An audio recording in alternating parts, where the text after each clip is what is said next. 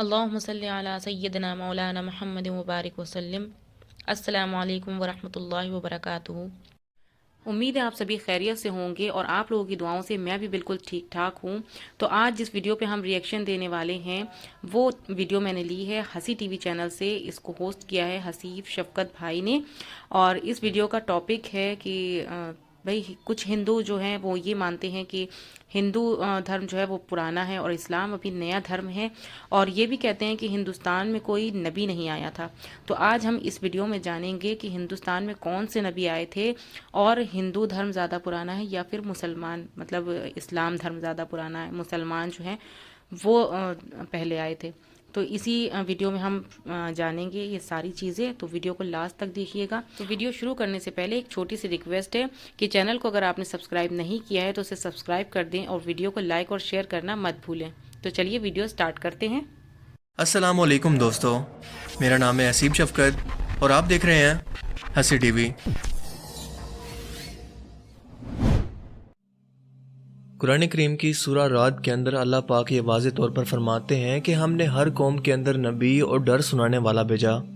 پھر حدیث مبارکہ سے ہمیں پتہ چلتا ہے کہ پوری دنیا کی ہر ایک قوم اور ہر ایک جگہ پر انسانیت جہاں پر آباد تھی 1,24,000 پیغمبر بھیجے گئے، لیکن نام سے ذکر صرف اور صرف 25 پیغمبروں کا ہے، کیونکہ اگر ان سب کے نام، زندگی اور قوموں کے حالات بیان ہوتے تو یہ قرآن کریم ہدایت اور عبرت کی کتاب کی بجائے تاریخ کی کتاب زیادہ معلوم ہوتی، اسی لیے ان کا ذکر کرنا ضروری نہیں تھا۔ مگر آج ہندو مذہب کے ماننے والے لوگوں کا یہ دعویٰ ہے کہ ان کا سناتم مذہب یعنی ہندو مذہب مسلمانوں کی تاریخ سے بھی ہزاروں سال پرانا ہے، اور نہ ہی ہندوستان کی سرزمین پر کوئی نبی بھیجا گیا۔ ان کے پاس بھی قرآن کریم کی طرح بھگوان کی طرف سے بھیجی ہوئی کتابیں ویداس کی صورت میں موجود ہیں، جس میں کسی بھی پیغمبر کا کوئی ذکر نہیں۔ جبکہ سورہ الانبیاء آیت 107 کے اندر اللہ پاک فرماتے ہیں کہ ہم نے آپ کو تمام جہانوں کے لیے یعنی قیامت تک کے انسانوں کے لیے ہدایت بنا کر بھیجا، جس کا مطلب ہے کہ اس میں ہندوستان کی سرزمین بھی شامل ہے۔ تو پھر ہندو مذہب کے ماننے والے اس کا انکار کیوں کرتے ہیں؟ اگر اس سرزمین پر کوئی نبی واقعی نہیں بھیجا گیا تو پھر حضرت محمد صلی اللہ علیہ وآلہ وسلم کا ذکر ان کی کتابوں کے اندر کیسے موجود ہے؟ نوح علیہ السلام اور ان کی کشتی کا ذکر کیسے بیان کیا گیا ہے؟ حضرت عیسیٰ علیہ السلام کی واپسی کا ذکر کیسے بیان ہوا ہے؟ ایک اللہ کی عبادت کا کیوں کہا گیا ہے؟ اگر یہ واقعی اس قوم کے اندر ہدایت کے لیے آنے والے کسی نبی کی تعلیمات ہیں جنہیں وقت کے ساتھ بگاڑ دیا گیا، تو وہ کون سے پیغمبر ہیں؟ یعنی سوال یہ ہے کہ یہ ہندو کس نبی کی امت ہیں؟ آئیے ان سوالوں کا جواب تاریخ سے تلاش کرنے کی کوشش کرتے ہیں اور ایسے حقائق جانتے ہیں جو تمام ہندو پنڈت، اسکالرز اور تاریخ دان آج تک دنیا سے چھپاتے ہیں۔ ہندو مذہب کے ماننے والوں کا یہ دعویٰ ہے کہ یہ دنیا کا سب سے قدیم ترین مذہب ہے، اتنا قدیم کہ جب اسلام یا مسلمان لفظ کا وجود تک موجود نہیں تھا، جو کہ صحیح بھی ہے کیونکہ کفر اور شرک کی ابتدا اسی دن سے ہو گئی تھی جب حضرت آدم علیہ السلام کے بیٹے قابیل نے حابیل کو قتل کیا اور ان سے الگ ہو کر کفر اور شرک کے اندر مبتلا ہو گیا۔ حضرت ابراہیم علیہ السلام کی قوم بھی بت پرست تھی، موسیٰ علیہ السلام کی قوم نے بھی ایک وقت پر سونے کے بچڑے کی عبادت شروع کر دی، یہاں تک کہ نبی پاک صلی اللہ علیہ وآلہ وسلم کے اعلان نبوت سے قبل کعبہ کے اندر 360 بت موجود تھے، جنہیں فتح مکہ کے وقت صحابہ کرام نے توڑ توڑ کر ٹکڑے ٹکڑے کر دیا، جس سے یہ معلوم ہوتا ہے کہ بت پرستی تو دنیا کے پہلے انسان حضرت آدم علیہ السلام کی ایک نافرمان اولاد کے وقت سے آج تک موجود ہے، مگر اس کا تعلق کسی مذہب سے نہیں بلکہ گمراہی سے ہے جو کہ شیطان ان سے کرواتا رہا۔ مگر جہاں تک ہندوستان کی سرزمین کا تعلق ہے تو یہاں پر ان لوگوں کی ہدایت کے لیے یقیناً کئی پیغمبر بھیجے گئے، جن کی کچھ تعلیمات تو آج بھی صحیح حالت کے اندر موجود ہیں، مگر زیادہ تر کو بگاڑ کر اسی کی وجہ سے بت پرستی اور گمراہی شروع ہو چکی ہے، کیونکہ ان کتابوں میں آج بھی ایک خدا کی عبادت کا حکم دیا گیا ہے۔ یہ بتایا گیا ہے کہ خدا کا کوئی شریک نہیں، وہ ایک ہے، اس کی کوئی اولاد نہیں، مگر پھر بھی اس کی کئی مورتیں بنا کر اور اس کے شریک خدا بنا کر ان کی پوجا ہوتی ہے، اور اب تک ہندو مذہب کے اندر چھوٹے بڑے تقریباً کئی ملین خدا بنائے جا چکے ہیں۔ ہندو اسکالرز کا یہ دعویٰ ہے کہ اسلام کی شروعات آج سے 1400 سال پہلے ہوئی، مگر ہندو مذہب اس سے بھی پہلے دنیا کا پرانا ترین مذہب ہے، اسی لیے اسلام کا ہندوستان کی سرزمین سے کوئی تعلق ہی نہیں ہے۔ لیکن یہ کم عقل اس بات کو نہیں جانتے کہ دنیا کا پہلا پیغمبر ہی ہندوستان کی سرزمین پر اتارا گیا تھا۔ جی ہاں، حضرت آدم علیہ السلام کو دنیا میں اس وقت ہندوستان کی سرزمین سری لنکا کی ایک پہاڑی پر اتارا گیا تھا، جہاں پر آج بھی ان کے قدم کا نشان موجود ہے۔ یعنی سرزمین پر پہلا ہی قدم ایک مسلمان اور پیغمبر نے رکھا، جس کا مطلب کہ اسلام کی ابتدا عرب سے نہیں بلکہ ہندوستان سے ہوئی، کیونکہ مسلمان لفظ کا مطلب ہے اپنی خواہشوں کو رب کے حوالے کر دینے والا، اس کا حکم ماننے والا انسان۔ حیرت انگیز طور پر لفظ آدم بھی سنسکرت زبان کا لفظ ہے جو کہ ہندوستان کی سرزمین کی زبان ہے، نہ کہ عرب کی زبان، جس کا سنسکرت میں مطلب ہے کہ پہلا، شروعاتی یا اوریجنل۔ اسی لیے آدمی کا مطلب ہے آدم علیہ السلام کی اولاد،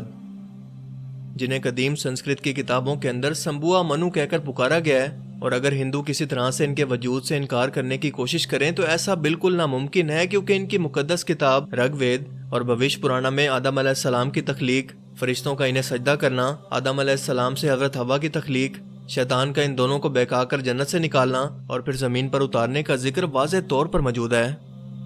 بھوش پرانا چیپٹر 4 to 7 کے اندر یہ تمام واقعہ بیان ہے، بالکل ایسے ہی جیسے قرآن پاک کی سورہ البقرہ میں اور انجیل مقدسہ میں بھی۔ متسیہ پرانا کے اندر لکھا ہے کہ خدا نے آدم علیہ السلام کے جسم کو 2 حصوں میں تقسیم کیا، ایک کو سمبوا منو یعنی آدم اور دوسری کو فیمیل یعنی شترو پاکا بنایا، جنہیں مسلمان حضرت بی بی حوا کے نام سے جانتے ہیں، جس کا مطلب اگر ان تینوں دنیا کے سب سے بڑے مذاہب کے اندر ایک جیسی چیزیں موجود ہیں تو ان کا سورس بھی ایک ہی ہونا چاہیے، یعنی ایک خدا۔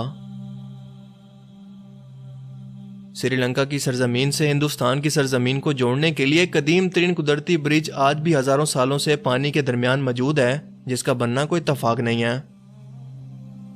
اس کے بعد سب سے اہم سوال یہ ہے کہ اس ہندو سرزمین پر کس پیغمبر کو بھیجا گیا ہوگا؟ کیا اس بارے میں ہمیں تاریخ میں کوئی شواہد یا ثبوت ملتے ہیں؟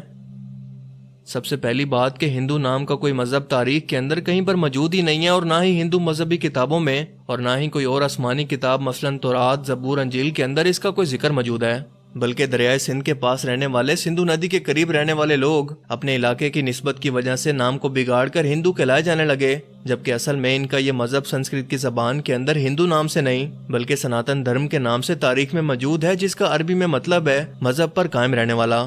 جس کا بالکل ایسا ہی مطلب قرآن کریم کی سورہ روم کے اندر بھی موجود ہے، جہاں پر اسلام کو ہمیشہ باقی رہنے والا دین کہا گیا ہے، یعنی سناتن دھرم کا مطلب ہی مذہب اسلامی ہے۔ تاریخ کے حوالوں اور مضبوط دلائل سے یہ پتہ چلتا ہے کہ یہ وید کسی اور پیغمبر پر نہیں بلکہ آدم ثانی یعنی حضرت نوح علیہ السلام پر اتارے گئے، جس میں انہیں مہا نوح کہا گیا ہے۔ ویدوں میں پیغمبر اور عظیم شخصیات کے لیے منو کا لفظ استعمال کیا گیا ہے، لہٰذا نوح علیہ السلام کو بڑے سیلاب والا منو کہہ کر بیان کیا گیا ہے، اور ان کی کشتی سے لے کر سیلاب تک کا تمام واقعہ تفصیل سے موجود ہے، جیسا کہ قرآن کریم کی سورہ ہود میں اور بک آف جینیسس چیپٹر 7 کے اندر بھی یہ بیان ہے۔ ویدوں میں لکھا ہے کہ جب بڑے سیلاب کے بعد دنیا پھر سے آباد ہوگی تو میں ان ویدوں کو نافذ کروں گا، اور بھوش پرانا چیپٹر 4 to 7 کے اندر نوح علیہ السلام کے طوفان کے بارے میں بیان کیا گیا، اور یہ بھی کہ اس منو کو خدا نے کشتی بنا کر اس کے اندر جانوروں کو سوار کرنے کا حکم دیا، جس کے بعد ایک عظیم طوفان آیا جس نے بھارت ورش یعنی ہندوستانی سرزمین پر زندگی کو ختم کر دیا۔ لفظ نوح سنسکرت زبان کے اندر بھی موجود ہے، جس کا مطلب ہے بوٹ یعنی کشتی والا، وہی مطلب جو کہ عربک زبان کے اندر ہے۔ اس دوران یہ ویداس فیوچر کے بارے میں بیان کر رہی ہیں کہ کیسے ایک بڑا طوفان آنے والا ہے اور کیسے ایک بار پھر سے انسانیت کی شروعات ہوگی، اور ویداس میں نوح علیہ السلام کو کل 74 جگہ پر نام کے ساتھ بیان کیا گیا ہے۔ فرانس کے ایک رائٹر A.J.A. ڈبوئس نے ہندو مذہب اور روایات کو 40 سال تک پڑھا اور بتایا کہ طوفان نوح کے بعد ہندوستان کی سرزمین ایک صحرا کی طرح تھی جسے آباد کیا گیا، اور خود ویداس بھی بار بار نوح علیہ السلام کو ہی مخاطب کر کے ان کے واقعات بیان کر رہی ہیں، جس کا مطلب کہ ہندوستان کی سرزمین اور نوح علیہ السلام کے درمیان ایک تعلق موجود ہے، اور طوفان نوح کے بعد جن ویداس کو نافذ کرنے کا بیان کیا گیا تھا وہ حضرت نوح علیہ السلام کی ہی تعلیمات تھی، جو اس طوفان کے بعد اس ہندو سرزمین پر ان کے ایک بیٹے کی نسل سے آگے پھیلنا شروع ہوئیں، جس کے بعد اس قوم نے گمراہ ہو کر بت پرستی کرنی شروع کر دی، کیونکہ تاریخ کے حوالوں سے ہمیں پتہ چلتا ہے کہ نوح علیہ السلام کی قوم کے جیسے دیوی دیوتاؤں کی پوجا کرنے کا تصور دنیا میں کہیں اور موجود نہیں تھا۔ قرآن کریم میں نوح علیہ السلام کی قوم کو سابی کہا گیا ہے، جو کہ عراق کی سرزمین کو کہتے ہیں، جہاں پر حضرت ابراہیم علیہ السلام پیدا ہوئے، جن کی قوم یہی مشرک تھی، جنہوں نے نوح علیہ السلام اور ان کے درمیان آنے والے تمام نبیوں کی تعلیمات کو یا تو بدل دیا تھا یا پھر بھلا دیا تھا، اور انہی بتوں کی پوجا کرتی تھی۔ اس کے علاوہ یہ فرشتوں کی بھی عبادت کیا کرتے تھے، اسی لیے خدا کے ساتھ ساتھ ان لوگوں نے فرشتوں کی مورتیاں بنا بنا کر انہیں بھی خدا کا درجہ دینا شروع کر دیا، بالکل ایسے ہی جیسے ہر بڑے کام پر اللہ تعالیٰ نے فرشتے مقرر کیے ہیں اور وہ اپنے ہر بڑے کام کے لیے اللہ تعالیٰ کی طرف سے پابند ہیں، اسی طرح سے ان لوگوں نے ہر کام کروانے کے لیے ایک الگ الگ خدا مورتیوں کی صورت میں بنا لیا۔ یہ لوگ ستاروں اور آگ کے بھی پجاری تھے، اس لیے آج بھی ہندو قوم ستاروں کے علم کے اندر اتنا یقین رکھتی ہے اور آگ کی بھی پرستش کرتی ہے، اسے مقدس جانتی ہے۔ مگر سب سے اہم سوال یہ ہے کہ یہ سب جان کر بھی اور اپنی کتابوں کے اندر واضح طور پر ایک خدا اور پیغمبروں کی تعلیمات کو واضح طور پر دیکھ کر بھی ہندو قوم اس کا انکار آخر کیوں کرتی ہے؟ کیوں نہیں مانتی کہ اللہ تعالیٰ کے وعدہ کے مطابق ان کی قوم کے اندر بھی اللہ کا پیغام اتارا گیا، انہیں بھی ڈر سنایا گیا؟ یہ بات سمجھنے کے لیے آپ کو صحیح بخاری کی ایک حدیث مبارکہ کے بارے میں جاننا ہوگا کہ ابو سعید سے روایت ہے کہ رسول پاک صلی اللہ علیہ وآلہ وسلم نے فرمایا کہ قیامت کے دن حضرت نوح علیہ السلام اور ان کی قوم کو بلایا جائے گا اور اللہ تعالیٰ نوح علیہ السلام سے یہ سوال کریں گے کہ کیا آپ نے اپنی قوم تک میرا پیغام پہنچا دیا تھا؟ حضرت نوح علیہ السلام کہیں گے کہ بے شک میرے مالک۔ جس کے بعد نوح علیہ السلام کی قوم سے پوچھا جائے گا کہ کیا نوح نے میرا حکم تم تک پہنچا دیا تھا؟ یہ لوگ انکار کریں گے کہ نہیں، ہمارے پاس کوئی بھی ڈر سنانے والا نہیں آیا، ہمیں آپ کا کوئی پیغام نہیں ملا۔ اللہ تعالیٰ نوح علیہ السلام سے فرمائیں گے کہ آپ کا گواہ کون ہے؟ وہ فرمائیں گے کہ حضرت محمد صلی اللہ علیہ وآلہ وسلم اور ان کی امت۔ پھر تم لوگوں کو پیش کیا جائے گا اور تم لوگ گواہی دینا کہ نوح علیہ السلام نے اپنا پیغام یا اللہ کا حکم پہنچا دیا تھا۔ جس کے بعد نبی پاک صلی اللہ علیہ وآلہ وسلم نے سورہ البقرہ کی آیت 143 پڑھی کہ اور اسی طرح سے ہم نے تمہیں امت وسط بنایا، یعنی درمیانی امت بنا دیا، تاکہ تم لوگوں پر گواہ رہو اور رسول تم پر گواہ رہیں۔ جس سے یہ ثابت ہوا کہ یہ ہندو قوم کبھی بھی اپنے نبی نوح علیہ السلام کی تعلیمات یا کسی اور پیغمبر کو تسلیم نہیں کریں گے، اور ہندوستان کی سرزمین کا اصل مذہب اسلام ہی تھا جو کہ بگاڑ کی وجہ سے اپنی اصل شکل کو کھو چکا ہے۔ آج یہ ہماری ذمہ داری تھی کہ ہم ان لوگوں تک اللہ کا پیغام صحیح حالت کے اندر پہنچاتے، کیونکہ ہمارے رسول کو تمام جہانوں کے لیے رحمت بنا کر اور ڈر سنانے والا بنا کر بھیجا گیا۔ اب قیامت تک کیونکہ کسی رسول یا پیغمبر نے نہیں آنا، اس لیے اب یہ کام امت مسلمہ کے ذمہ ہے، جن سے قیامت کے روز اس بارے میں سوال کیا جائے گا۔ ڈاکٹر ذاکر نائک اور احمد دیدات جیسے لوگوں نے موجودہ دور کے اندر اس کی بہت کوشش کی اور کافی حد تک اپنی تحقیق سے لوگوں کو مسلمان بھی کیا، انہیں لاجیکلی طور پر حقیقت تک پہنچانے میں کامیاب رہے، مگر افسوس کہ ہمارے ملک پاکستان میں فرقہ واریت سے بھرا ہوا دین اس انداز کے اندر موجود ہے جو کہ ہم پوری دنیا میں تبلیغ کے طور پر پیش کرنے کے قابل نہیں ہیں، کیونکہ آج کا مسلمان تحقیق کے معاملے میں اور علمی میدان میں دنیا سے بہت پیچھے رہ چکا ہے۔ اللہ تعالیٰ ہمیں سمجھنے کی اور عمل کرنے کی توفیق عطا فرمائے، آمین۔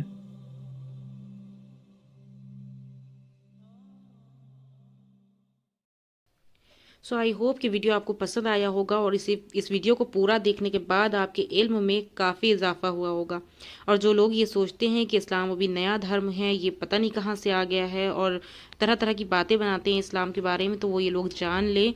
کہ اسلام ہی وہ دھرم ہے جو دنیا میں سب سے پہلے آیا تھا، کیونکہ یہ ہر کتاب میں لکھا ہوا ہے، ہر مذہب کی کتاب میں لکھا ہوا ہے کہ حضرت آدم علیہ السلام ہی وہ شخص ہیں جو دنیا میں سب سے پہلے آئے تھے، اور حضرت آدم علیہ السلام اسلام مذہب کے تھے، مسلمان تھے، تو یہ ثابت ہے کہ دنیا کا سب سے پہلا اور پرانا مذہب اسلام ہے۔ اور جو لوگ یہ سوچتے ہیں کہ ہندوستان میں کوئی نبی نہیں آیا، تو وہ بھی یہ جان لیں کہ ہندوستان میں سب سے پہلے نبی جو آئے تھے وہ حضرت آدم علیہ السلام تھے،